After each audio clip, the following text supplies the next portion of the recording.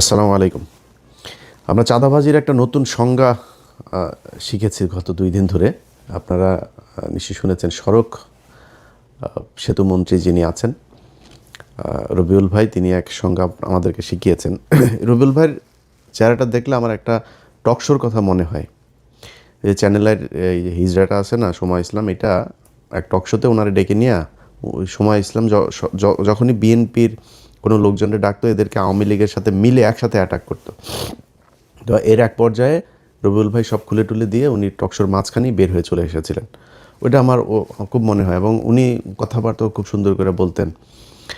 তো হঠাৎ করেই ধরেন বিএনপির লোকজনের এই নির্বাচনের পরের দিন থেকে ওনাদের বডি ল্যাঙ্গুয়েজ, ওনাদের কথাবার্তাগুলো শুনলেই না মনে হয় সেই আওয়ামী লীগের একটা লোক বোধহয় কথা বলছে। একদম চেহারা, কথাবার্তার ধরন, দাম্ভিকতা, এগুলো ওই ঠিক আওয়ামী লীগ যেভাবে। এই যে মন্ত্রণালয়টা, এই মন্ত্রণালয়টাও কিন্তু, এই সড়ক সেতু মন্ত্রণালয় কিন্তু ছিল কাওয়া কাদেরের। এই কাওয়া কাদেরও কিন্তু ঠিক এইভাবেই কথা শুনলেই শরীর জ্বলতো। তো বিএনপির যেই ভাইদের কথা শুনলে এত ভাল লাগতো, একদম নিজের মনে হইতো এরা আমার আমার আপনজন, আমার আপন ভাই, এরকম মনে হইতো। সেই মানুষগুলো হঠাৎ করে রাতারাতি এত চেঞ্জ হয়ে গেল, বিশেষ করে নির্বাচনের এই আগের থেকে। অনেকে আমাদের প্রশ্ন করেন, ভাই আপনারা কেন সরাসরি বিএনপির বিরুদ্ধে? এই আজকে যে বাংলাদেশ দেখছেন না, এটা আমরা অনুমান করতে পেরেছিলাম, এই জন্যই বিএনপির বিরুদ্ধে গিয়েছিলাম। তো ওনারা নির্বাচনের আগে থেকে আওয়ামী লীগের লোকজনকে করে দিবে, আপনার নির্বাচন এই রাজনীতি করার সুযোগ দিবে, সব মামলা তুলে নেবে, এই যেগুলো বলেছে, এবং সেটা এখন করছে। আপনারা দেখছেন বিভিন্ন জায়গায় অফিসগুলো দিচ্ছে। তো এটার বিএনপির সামনে ধরেন 2টা পরিণতি এখন, যে অবস্থায় তারা চলছে সেটাতে। 1981 সালে জিয়াউর রহমান এইভাবে এই হাসিনাকে নিয়ে এসেছিল। 17 দিনের মাথায় জিয়াউর রহমানকে হত্যা করা হয়েছিল। খালেদা জিয়া, তিনি এই আপনার 96-এ যখন এই হাসিনাকে আপনার স্পেস দেয়, উনি কিন্তু 15ই ফেব্রুয়ারি একটা নির্বাচন করেছিল 96-এ। সেই নির্বাচনে আপনার জামাত, আওয়ামী লীগে অংশগ্রহণ করেনি। হাসিনা, খালেদা জিয়া চাইলে থাকতে পারতো, এমন কোনো আন্দোলন হয়নি, এমন মানুষজন মারা যায়নি, ছেড়ে দিয়েছেন। তারপরে 12ই জুন 96 আবার আরেকটা নির্বাচন দিয়েছিলেন। ওই সুযোগ দিয়ে তারা আবার 96-তে আসতে দেওয়া হয়েছে। 96-তে আসার পরে কি করেছে সেটা আপনারা জানেন। এরপরে 2001 থেকে 6 খালেদা জিয়া জোর করে থাকতে চেয়েছে, কিন্তু মানে বিএনপির সমস্যাটা হলো, বিএনপি যদি চুরিও করে, মানে ল্যাটায়া ব্যাটায়া ওইটারে পাশাপোসা হাগু দিয়া নষ্ট করে গন্ধ বানায় ফেলে। আওয়ামী লীগ সেটা খুব স্মার্টলি করে। এটাই হলো পার্থক্য। তো এরপরে খালেদা জিয়া সুযোগ তাদেরকে দিয়েছেন। সেই সুযোগ দেওয়ার পরে 2013 সালেও আরেকবার খালেদা জিয়া সুযোগ দিলেন, 14 সালের নির্বাচনের না এসে। তো এই আওয়ামী লীগ খালেদা জিয়ার পরিবারকে কতটুকু ক্ষতি করেছে, এটা ভাই আমার বলার কিছু নাই। এটা জিয়া পরিবার জানে, তাদের পরিবারে আমার বিশ্বাস যে আমার চাইতে বেশি কষ্ট তাদের জন্য হয়। এরা যদি আসে তাহলে বিএনপির পরিণতি কী হয় সেটা 17 বছর আমরা দেখেছি, এটা নতুন করে দেখার কিছু নাই। অতএব তারা যদি এদেরকে নিয়ে আসে, এসে মনে করেন আওয়ামী লীগকে নিয়েই তারপরে করলো, তো জোর করে যদি থাকতে চায়, বাংলাদেশে খুব নিকট অতীতে আমরা এর পরিণতি দেখেছি যে সেটাতে কি হয়। বিএনপি সেই পরিণতি ভোগ করতে হবে যদি তারা জোর করে ক্ষমতায় থাকতে চায়। আর যদি তারা মনে করে নির্বাচন করবে, গণতান্ত্রিকভাবে জামাতের সাথে রাজনীতি করবে, জামাতের সাথে রাজনীতি করতে গেলে জামাত আপনারা যদি নাকি স্বর্ণ দেখায়, আপনি তো আর এই তামা দিয়ে তো তার সাথে রাজনীতি করতে পারবেন না। জামাত রাজনীতি করে নিজের পকেটের টাকা দিয়ে, তারপরে সংগঠন চালায়। আর আপনি চাঁদাবাজি টাকা দিয়ে সংগঠন চালাবেন, এরকমই হবে। এই যে রবিউল ইসলাম ভাই, উনি একটা কথা বলেছেন, মানে উনি কথাটা হয়তো খুব কৌশলে, এর আগেও তো এই চাঁদাবাজি হতো, ওবায়দুল কাদের কোনোদিন স্বীকার করেছে, এইভাবে বলেছে কখনো? বলতে হবে কি, আপনি দেখেন প্রতিটা মন্ত্রী দুর্নীতিকে, এই যে এহসানুল হক মিলন দুর্নীতি করেন আগের বার, দুর্নীতির বিরুদ্ধে ব্যাপক কী করা হবে, সবাই দুর্নীতির বিরুদ্ধে, সব কটা মন্ত্রীর বক্তব্য দেখবেন একই রকম। এইটাই হচ্ছে স্মার্টনেস, বাংলাদেশের স্মার্টনেস এইটাই। চুরি করবে প্রতিটার পেটের মধ্যে। বাংলাদেশে এই পর্যন্ত যত মন্ত্রী গিয়েছেন, সব কটার পেটের মধ্যে দুর্নীতির টাকা, মানুষের ভিক্ষার টাকা, চুরির টাকা, এটা প্রতিটা মন্ত্রীর পেটের মধ্যে। এরা এই দুর্নীতি করার জন্যই এমপি হয়, মন্ত্রী হয়।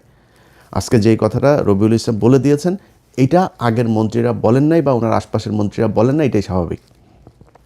শহীদুদ্দিন চৌধুরী অ্যানি ভাই আজকে বলেছেন যে না, সড়কে কোনো চাঁদা চলবে না। এনিওয়ে, আপনি তো পানি সম্পদ মন্ত্রী, আপনি সড়কের মন্ত্রী বলার কে?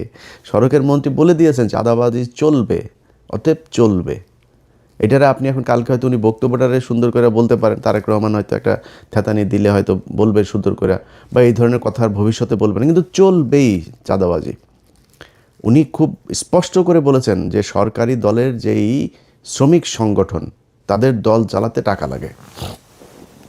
বক্তব্য কিন্তু খুব স্পষ্ট। শ্রমিক সংগঠনের এই সারা দেশে বিশাল আকারের আপনার সংগঠন, এই যে চান্দা আব্বাস ছিল শ্রমিক নেতা, তো এরা তো শ্রমিক না, এরা তো চলে। তো এরা কিভাবে চলবে? এরা চলতে হইলে আপনার ওই চাঁদা তুলতেই হবে, এই ছাড়া কোনো উপায় নেই। সো আপনাকে রাস্তা দুইটা, হয় নিজে চাঁদা দিয়ে তারপরে দল চালাবেন, নাহলে চাঁদাবাজি করবেন, এছাড়া বিশাল এই দল চলবে না। এখন জামাত ইসলাম কী করে? নিজেরা চাঁদা দেয়, দিয়ে তারপরে দল চালায়। একজন রুকন, তার বেতন যদি হয় 1 লাখ টাকা, প্রতি মাসে 5,000 তাকে মাস্ট তাদের কোষাগারে দিতে হবে। এটাই ওদের রাজনীতি। এখন এরকম একটা রাজনীতি করার দলের সাথে আপনি চাঁদা নেওয়া রাজনীতি করবেন, তো মানুষ তো সেটা সহ্য করবে না। সো সেক্ষেত্রে আলটিমেটলি যেটা হবে সেটাই। সো রাস্তা আপনার হাতে দুইটা, একটা হয় আপনাকে রাজনীতি চেঞ্জ করতে হবে, এই আপনাদের যে পলিসি সেটা চেঞ্জ করতে হবে, করে নিজের পকেটের টাকা দিয়ে নিজে রাজনীতি করবেন, অথবা শেখ হাসিনার মতো ফ্যাসিস্ট হবেন, জোর করে ক্ষমতায় থাকবেন, কোনো কথা শুনবেন না, কিছু হইলেই বলবেন যে সংবিধানের দোহাই, কারণ আপনাদের 2/3 আছে এখন, এবং এই 2/3 তো আপনাদেরকে খুব পরিকল্পিতভাবেই দেওয়া হয়েছে। এই ডক্টর ইউনূস আপনার যেদিন লন্ডনে যায় সেদিনই তিনি নির্ধারণ করে দিয়ে এসেছেন যে বিএনপি ক্ষমতায় যাবে, তাদেরকে 2/3 দেওয়া হবে, যত দুর্নীতি, চাঁদাবাজি, ধান্দাবাজি এই তত্ত্বাবধায়ক সরকার যা করে গিয়েছে এটার বিরুদ্ধে বিএনপি কিছু বলবে না, সবাইকে সেফ এক্সিট দেবে, যে দেশে থাকতে চায় দেশে থাকার ব্যবস্থা করে দেবে। এরাও থাকবে না বেশি দিন। আসিফ নজরুল ধরেন দেশে আছে, এখন থাকবে না। ওই যে আইসিটির ফয়েজ তায়েব চলে গিয়েছে, এগুলো সবগুলির একটা একটা করে কী কী আকাম কুকাম করেছে এই এখন ধরবো। ক্ষমতায় যখন থাকবেন তখন বলতে না পারলে ক্ষমতার পরে তো বলতে পারবো। সো এখন ধরা হবে একটা একটা করে। ফয়েজ তায়েবরে নিয়ে কাজ চলছে। তো এই আসিফ নজরুলরা এরা 2 দিন পরে দেখবেন চলে গেছে, কারণ টাকার তো অভাব নাই, দেশে থাকবে কেন? বউরে দিয়ে আপনার কালেকশন করাই তো, নিউজও তো হয়েছে, আপনারা দেখেছেন। তো এখন এই যে এরা ওই সময় বলে করে দিয়ে গিয়েছে যে তোমাদেরকে 2/3 দেওয়া হবে, 2/3 দেওয়া সংবিধান এবার যেমনে মনে চায় তেমনে তারা কাটছাট করে তাদের মতো করে সংশোধন করবে। এইটাই ছিল হয়েছে যে এই তত্ত্বাবধায়ক সরকারের মূল এজেন্ডা। এর বাইরে এই যে সরকারটা গেল 1.5 বছর, 1.5 বছরে বহু কিছু করা সম্ভব। সবচাইতে দুর্বল আর দুর্নীতিগ্রস্ত একটা তত্ত্বাবধায়ক সরকার ছিল, যেটার আমরা বিপ্লবী সরকার বলতাম, সেই বাঞ্চতটা ছিল সবচাইতে বেশি দুর্নীতিগ্রস্ত। এদের মতো দুর্নীতিগ্রস্ত আর একটা সরকার এই পর্যন্ত বাংলাদেশের তত্ত্বাবধায়ক সরকারে আসে নাই। এমনকি এই যে মঈনুদ্দিন ফখরুদ্দিনের যে সরকার না, আমার তো মনে আছে এদের চাইতে বহু সততা নিয়ে তারা কাজ করেছে। তো তারা আমাদের হাতে এখন ঝুলাই দিয়ে গেল একটা দুর্নীতিগ্রস্ত সরকার, এটার নিয়ে এখন আমাদের থাকতে হবে। তো বাংলাদেশের মানুষের কাছে আমার একটা জিজ্ঞাসা থাকবে যে এই দেশের মানুষ কি মানে এই ঝাড়ুদার হয়েই থাকতে চান, চকিদার হয়েই থাকতে চান? একটা দল ক্ষমতায় আসবে, তাদের কিছু এমপি থাকবে, মন্ত্রী থাকবে, তাদের এই এই যে পরিবারতন্ত্র, এদের চামচা হয়ে তারপরে আপনাকে থাকতে হবে। এখন এখান থেকে আপনি যদি বের হইতে চান তাহলে সিদ্ধান্ত আপনাকেই নিতে হবে। এই যে নির্বাচনটা হইল, এই যে রাজনীতি হয়, এই যে রাস্তায় ধর্মঘট, হরতাল, পিকেটিং, কোনো দিন কোনো এমপির ছেলেকে আপনার পাশে পেয়েছেন যে সে রাস্তায় এসে তারপর এটা করে? কোনো এমপির ছেলে আপনার সাথে এই যে ভোটকেন্দ্রে গিয়া তারপরে এই ভোটকেন্দ্র দখলের কাজে মারামারি করেছে, মানুষকে হুমকি দিয়েছে? কোনো এমপি এই নির্বাচনের সময় এমপি মন্ত্রী অনেকের ছেলে যারা এখন মন্ত্রী হয়েছে, এমপি হয়েছে, এদের অনেকের ছেলে দেশেই যায় নেই, ইউরোপে থাকে, আমেরিকাতে থাকে, অস্ট্রেলিয়া থাকে, কানাডা থাকে, পড়াশোনা করে। তাদের পাতলা পায়খানা হইলেও তারা সিঙ্গাপুরে যায় চিকিৎসা করতে, আর তোদেরকে বানায় রাখছে বোকাচোদা। তোরা পৃথিবীর সবচেয়ে বোকাচোদা জাতি। এটারে ওই মঞ্চে করে জনসভা করে না, বীরের জাতি, আমরা এই বীরের জাতি, 71-এর বীরের, সোগাটা ওইখানে মেরে দিছে তোদেরকে। তোরা পৃথিবীর সবচেয়ে নিকৃষ্ট জাতি, মানে আমরা পৃথিবীর সবচেয়ে নিকৃষ্ট জাতি। এদের মতো এরকম কামলা খাটা জাতি পৃথিবীর মধ্যে আর কোথাও নাই। আমরা পৃথিবীর যেই দেশে যাই, বাথরুম পরিষ্কার, রেস্টুরেন্টের কাজ, সিকিউরিটি, যত নিম্নমানের কাজ আছে এরা আমরা করি। মিডল ইস্টে যান, যে আমেরিকা থেকে বিশাল ভাব সাপ নিয়ে আমরা দেশে যাই না, কোট স্যুট মুট পরে টরে, সব করে এখানে ফকিরনিগিরি কামলা দিয়ে তারপরে যায়, ভাব মারায় আমেরিকা থেকে এসেছি। এই হলো অবস্থা। এরপরে কি হয়, পোলাপান বড় হয়, বড় হয়ে তারপরে মনে করেন যদি মেয়ে হয়, বিশেষ করে ধরে একজন বিশেষ এক জাতিকে ধরে, ওই বিশেষ জাতি সাদা টাদাও পায় না, বিশেষ জাতিরে ধরে তারপরে পরিবার শেষ। এরপরে বাপ মা বুড়া বয়সে যায়, তারপরে করে কি না এই দেশে আর থাকবো না, চলে যাই। এরপরে যায় দেশে গিয়ে এতিমখানায় টাকা পয়সা, আমি পরিচিত লোকজনের এগুলি আর নিজের চোখের সামনে দেখা, এই জন্য বললাম এইটাই আমাদের জাতি। আমরা, আমার দেশ নাকি সোনার বাংলাদেশ, এই সাউয়ার বাংলাদেশ রে, সাউয়ার বাংলাদেশে বাংলাদেশের মানুষ থাকতে পারে না। দেশের মানুষ বাইরে যায়, কামলা দেয়, টাকা পাঠায়, সেই টাকা ওরা পাচার করে বিদেশে পাঠায়। এটাই হলো বীরের জাতি। তোদের যদি লজ্জা থাকে তাহলে ভবিষ্যতে এদের এই ঠিকাদার, পাহারাদার, চৌকিদার, কামলা দিতে সামনে আর যাবি না। তোদেরকে দিয়া এই নির্বাচনের মাঠে কেন্দ্র দখল করায় তোদেরকে চাকর বানায়, তোরাই চাকর। প্রতিদিন এই যে ট্রাকের মধ্যে থেকে যে চাঁদাগুলি নেন, এটা কিন্তু এমপির কোনো ছেলে নেয় না, মন্ত্রীর কোনো ছেলে নেয় না, কিন্তু এটা টাকার ভাগ কিন্তু একদম শেষ মাথা পর্যন্ত যায়। টাকাটা উঠায় কাঁদে দিয়ে তোরে দেওয়া উঠায়, তুই কামলা, ওইখানেও তুই কামলা। সো এই তোদের মতো কামলাদেরকে দেয়া এই দেশে এরা রাজনীতি করে এদের ছেলে মেয়েদেরকে বিদেশে পড়াশোনা করায়, নিজেদের কিছু হইলে তারপর ট্রিটমেন্ট নিতে যায় সিঙ্গাপুর, থাইল্যান্ড, ব্যাংকক। বাংলাদেশে এদের ট্রিটমেন্টও নেয় না এরা। এইভাবেই চলছে, একদম চোখের সামনে এইভাবে চলছে। প্রতিটা মন্ত্রী এমপি সব করার সন্তানের পেটের মধ্যে চুরির টাকা, দুর্নীতির টাকা, এই দেশের মানুষের ভিক্ষা করা টাকা এগুলি। এই যে বলেছে না যে এদেরকে চাঁদাটা নাকি এমনিতেই যারা স্বেচ্ছায় দেয়, স্বেচ্ছায় মিয়া ফাও কেউ টাকা 1 টাকা দেয়। আর যদি স্বেচ্ছায় নিতে চাস তাহলে তোর লোকজনরে বল যে থাল নিয়ে বসতে, আল্লাহর হস্তে 2টা দে, এমনি বলতে বলবে। লাঠি একটা হাতে নিয়ে আমরা দেখি নেই, এই চুয়াডাঙ্গা থেকে ঢাকায় আসতাম, মানে শুরু হয় আপনার একদম ঝিনাইদহ থেকে শুরু হইতো, মাগুরা, ফরিদপুর, রাজবাড়ী, এইদিকে মানিকগঞ্জ, সাভার, পুরোটা গাবতলী থেকে একদম পুরোটা আপনার এই চাঁদাবাজি চলতো। লাঠি একটা নিয়ে 3-4টা পোলাপান দাঁড়ায় থাকতো, এরা বিভিন্ন জায়গায় এই যে বিট করা, ওই যে বামগুলো করা, যাতে ওইখানে আসলে আপনাকে গাড়ি থামাইতেই হবে। এবং কন্ট্রাক্টর ওই জায়গায় জানতো কয় টাকা দিতে হইতো, ওই টাকা সে হাতের মধ্যে রাখতো, দিয়ে চলে আসতো, কোনো বার্গেনিং নেই, এটা ধরা বাঁধা। সো সবাই জানে আপনাকে দিতেই হবে, তাই আপনি দেন। আপনি থাল নিয়ে দাঁড়ায়েন তো দেখি স্বেচ্ছায় কীরকম দেয়। সো এটা স্বেচ্ছায় টাকা না, আপনি জোর করে ভিক্ষা নিচ্ছেন। এই ভিক্ষার টাকা একদম শেষ দলের শেষ মানুষ পর্যন্ত যায়, এটাই যায়। মনে করার কোনো কারণ নেই যে এমপিরা যে আপনার মনে করেন দলের সর্বোচ্চ নেতাদেরকে আপনার এই যে টাকা দিয়ে তারপর মনোনয়ন নিয়েছে, ও এমপি টাকা কই পায়? ও একদম একদম এই যে ভিক্ষুকের কাছ থেকে যে টাকাটা নেয়, ফুটপাতের যেই একজন হকারের কাছ থেকে যে টাকা নেয়, মেথরের কাছ থেকে যে টাকা নেয়, সব টাকা ওইখানে যায়। তোদের পেটে এমন কোনো অসভ্য টাকা নাই, এমন কোনো ছোট টাকা নাই যেই টাকা তোদের পেটে যায় না। সো এটাই হলো বাংলাদেশ। যারা কিনা কাজ করে খায়, তারা নিজের হালাল পয়সা তারপরে খায়। এই হালাল টাকাটারে তোরা মানে হারাম করে তারপরে এই এই এই এই নিকৃষ্ট এই টাকা পয়সা তোরা খাস। এটাই হলো গিয়ে তোদের মানে রাজনীতি। সো এই রাজনীতি কইরা যদি নাকি তারা বাংলাদেশে ক্ষমতায় জোর করে থাকতে চায়, থাকতে পারবে। কিন্তু যদি তারা মনে করে যে কম্পিটিশনে যাবে, তাহলে সম্ভব না। এবার এই দেশের মানুষ হুমড়ি খেয়ে পড়েছিল দাঁড়িপাল্লায় ভোট দেওয়ার জন্য। কেন, কী কারণে? মানুষ এই চাঁদাবাজি, মাস্তানি, দখলবাজি এখান থেকে বের হতে চেয়েছিল। এই কারণে মানুষ দাঁড়িপাল্লাকে দেখতে চেয়েছিল যে দাঁড়িপাল্লা আসে কিনা। যদি দাঁড়িপাল্লা আছে, দাঁড়িপাল্লা 5 বছর পরে আরও শক্তিশালী হয়ে আসবে।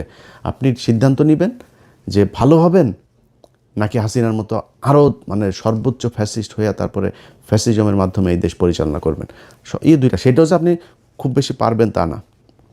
আমরা ভাই এই গত 17 বছরে দেখলাম তো, আজকে এই যে বাবারে বাবা, সারা দেশ বিএনপি, আরে বাবারে বাবা, সব বিএনপির লোকজন, বিএনপি সারা দেশে কোনো লোক নেই। রাতারাতি চেঞ্জ হয়ে যায় পরিস্থিতি। এগুলো আমাদের চোখের সামনে দেখা। আমরা তো জীবনের অর্ধেক বয়স পার করে ফেলছি, আল্লাহ জানি না কতদিন বাঁচায় রাখবে। তো যদি ফুল বাঁচায় রাখে তাও অর্ধেক পার করে ফেলছি। এখন ধরেন এই সময়ের ভেতরেই খুব কঠিন কঠিন সময় আমাদের এই আমরা মানে খুব সৌভাগ্যবান বলেন আর দুর্ভাগ্যবান বলেন, আমরা কিন্তু অনেক কিছু দেখেছি যেটা পৃথিবীতে হয়তো খুব কম জাতি দেখবে। আমরা হাসিনার মতো এরকম এক ফ্যাসিজমের পতন দেখেছি, আমরা কোভিড দেখেছি, 1/11 দেখেছি, অনেক কিছু দেখেছি কিন্তু আমরা। সো এই যে আমরা চোখের সামনে যেগুলো দেখলাম, যে অবস্থাগুলো, এগুলো আপনাদের জন্য উদাহরণ। এই উদাহরণ দেখে আপনি যদি ঠিক না হন তাহলে তো আর কিছু বলার নাই। আপনার আশপাশে আজকে যত মানুষজন দেখছেন, এই মানুষ আপনার পাশে ছিল না, থাকবেন, এটা আপনারা জানেন খুব ভালো করে। আজকে যে ব্যক্তি এমপি হয়েছে সে যদি মনোনয়নটা না পেত না, বা আজকে ওই যে এই কাউয়া ইয়ের কথা দেখেন, ওই যে এই হারুন পাপিয়ার ঘর জামাইটা, এর আশপাশে কেউ আছে? ওই যে কুমিল্লায় মঞ্জুর মুন্সি বাড়িঘর জ্বালাই দিয়েছে নির্বাচনের পরের দিন, কেউ ঠেকাতে পেরেছে? কেউ তার পাশে আছে? কেউ পাশে নেই। আপনার পাশে যে চৌকিদার দফাদার যেই ছিনতাইকারীটারি যেগুলো মাদক ব্যবসায়ী এগুলো থাকে, এগুলো সবাই ওই জন্যই, কিছু খাওয়ার জন্যই থাকে, এছাড়া থাকে না আপনার পাশে। সো আজকে যারা আছে এরা থাকবে না কালকে। আর জামাত ইসলামের এক নেতার সাথে কথা বলছিলাম, জামাত ইসলাম আমি বললাম যে ভাই মনে করেন আপনাদের উপরে আবার ফের সেই আগের মতো জঙ্গি নাটক টাটক সাজায় নানানভাবে আপনাদের উপরে প্রেশার ক্রিয়েট করা শুরু করলো, কী করবেন? বলছে আমরা রাজনীতি ছেড়ে দেবো, আমরা মানুষ তৈরি করব, আমরা তো আর কিছু ধান্দাবাজির জন্য তো আমরা রাজনীতি করি না, আমরা সরে যাব। আওয়ামী লীগকে যদি তারা স্পেস দেয় নিয়ে আসে, তারপরে আওয়ামী লীগকে দিব রাজনীতি করতে। আওয়ামী লীগে বিএনপিরে সোজা বানায় ফেলার একদম যা রাস্তা সেগুলো তারা জানে এবং সামনে তারা করবে। ব্যাস শেষ। আমি শুনে তাজ্জব মরে গেছি, যেমন বলে কি, হ্যাঁ, যদি এটা জামাত ইসলাম যদি এটা করে, বিএনপি যদি ধরেন এদেরকে নিয়ে আসে, জামাত ইসলাম যদি ওইটা করে, তাহলে বিএনপি বলে দল থাকবে না বাংলাদেশে, জামাত ইসলাম থেকেই যাবে। জামাত ইসলাম রাজনীতি করুক আর অরাজনৈতিক সংগঠন থাকুক, তাদের যে আদর্শ সেটা তারা বাস্তবায়ন করে নিয়ে যাবে। কিন্তু আপনি পারবেন না। আপনি ক্ষমতায় থাকলে আছেন, ক্ষমতায় না থাকলে নাই। আমরা এটা নিজের চোখে দেখেছি, একটা ককটেল ফোটার পরে কীভাবে সব দৌড় দেয়। কেউ ছিল না এদের পাশে। নিজের পার্টি অফিস, সেই পার্টি অফিসে পর্যন্ত যাইতে পারেন নাই। পার্টি অফিসের ঘরের হালকা করে এই কেচি গেটটা লাগে, আবার খোলেন, আবার এই চোর পুলিশ খেলা আমরা দেখেছি। এটাই তো বিশাল এই রাজনৈতিক দলের অবস্থা না? সো ক্ষমতা থাকবে না, আপনারাও থাকবেন না। আওয়ামী লীগ যদি নাকি আওয়ামী লীগকে আপনি করে দিবেন, আর ভারত মনে করেন আপনার চেয়ে আওয়ামী লীগকে দূরে রাখবে ক্ষমতা চেয়ে, ভারত সর্বোচ্চ জিনিস দিয়া তারপরে আপনার এই আজকে মিডিয়া দেখছেন না, যে একটা আপনার লোক না, এরা আপনাকে খাম্বা তারেক বলেছে, এরা আপনাদের খালেদা জিয়ার বিরুদ্ধে কথা বলেছে, এরা বলেছে। আপনি যান, গেল 1 বছর আগেও আপনি সময় টিভি, 71 টিভি টক শো দেখেন, তাদের নিউজ দেখেন, কত জঘন্য ভাষায় কথা বলেছে। তারাই এখন বসে আছে, আপনি তাদেরকে টাকা পয়সা টেসে নিয়ে কিছু করেন নাই। এটা আপনারা করেছেন। এখন এদেরকে বসায় রেখে যদি মনে করেন সামনে পরিস্থিতি একটু টালমাটাল অবস্থায় আসে, তারা আপনার পক্ষে থাকবে, তারা সব আওয়ামী লীগের পক্ষে কাজ করবে, ইন্ডিয়ার পক্ষে কাজ করবে, এরা সব ইন্ডিয়ার লোক। ইন্ডিয়াদেরকে বসিয়ে রেখেছে। ইন্ডিয়া কখনোই আওয়ামী লীগকে রেখে বিএনপিকে ক্ষমতায় আনবে না। এটা এর আগে জিয়াউর রহমানের সময় প্রমাণিত হয়েছে, খালেদা জিয়ার সময় প্রমাণিত হয়েছে, তারেক রহমানের সময় প্রমাণিত হবে। সো ইন্ডিয়ার হাতে সেই চয়েস আছে। ইন্ডিয়া সবাই বসিয়ে রেখেছে ওই পারে, সুযোগ পেলেই আস্তে করে এখানে দিয়ে দিবে। চয়েস আপনার, কি করবেন? দলে ঠিক করবে নিজেরা চাঁদা দিয়ে দল চালাবেন, না চাঁদাবাজি করে তারপরে জামাতের কাছে হারবেন, নাকি চাঁদাবাজিও করবেন, জোর করেও ক্ষমতায় থাকবেন, এক পর্যায়ে গিয়ে তারপরে ইন্ডিয়ার আওয়ামী লীগের কাছে ক্ষমতা হারাবেন। এই চয়েসগুলো আপনাদের সামনে দেওয়া থাকলো। কেউ কষ্ট পায় থাকলে দুঃখিত। রবিউল ভাই, আপনারাও খুব পছন্দ করতাম, ওই যে বললাম নিজের ভাইয়ের মতো মনে হতো। আপনাদের এখানে মন্ত্রিসভায় অনেক মানুষ আছে, এই যে অ্যানি ভাইও খুব অনেকবার ওনার সাথে আলাপ হয়েছে, ওনার খুব দুঃসময়ের সময় কি করব বিভিন্ন পরিকল্পনা নিয়ে কথা হয়েছে, এবং অনেক অনেক খুব পছন্দের মানুষজন আছে এই মন্ত্রিসভাতেও। তো সেই মানুষগুলো হঠাৎ করে কথাবার্তা যেন কেমনে কেমনে বলে, তো এটা খুব খারাপ লাগে। আশা করি যা বললাম এটা বুঝবেন। আপনার সমালোচনা আপনার ক্ষতি করার জন্য না, আমরাও চাই বাংলাদেশে বিএনপি আর জামাত ইসলাম দুইটা দল থাকুক, আসুক বাই রোটেশন, তারা ক্ষমতায় আসুক, একবার উনি আসুক, একবার উনি আসুক, 2 বছর এই দল থাকুক, 1 বছর ওই দল আসুক, চলো, কোনো সমস্যা নেই। কিন্তু সবার কম্পিটিশনটা হবে ক্ষমতায় আসার জন্য না, কম্পিটিশন হবে আমি কার চেয়ে কত ভালো রাষ্ট্র চালাইতে পারি, মানুষকে কত ভালো সার্ভিস দিতে পারি, এটার উপরে। এই যে এক বিকাশ নুরু, তারে বসানো হয়েছে আপনার প্রবাসী ইয়েতে, একে মনে করেন এখন লাইসেন্স খুলবে, চাঁদাবাজি করবে, পাগল হয়ে যাবে এর অত্যাচারে। এর দিয়া কোনো প্রবাসী আসিফ নজরুলের দেওয়া হয়েছে? হয় নাই তো। এরকম এর দেওয়া হবে না। এই প্রবাসীদেরকে সেই 5 লাখ টাকা দিয়ে মালয়েশিয়া যেতে হবে, সেই পাসপোর্ট করতে কষ্ট হবে, আকামা করতে কষ্ট হবে, দেশে আসার পরে লাগেজ কাটবে, সব একই রকম থাকবে, এদেরকে দিয়ে হবে না এগুলো। তো তারপরেও মনে করি হোক, ভালো কিছু আশা করি। না হইলে এই যে আসিফ নজরুলদের মতো এরকম সব পাবেন, টাকা পয়সা পাবেন, ইজ্জত পাবেন না। আল্লাহ হাফেজ।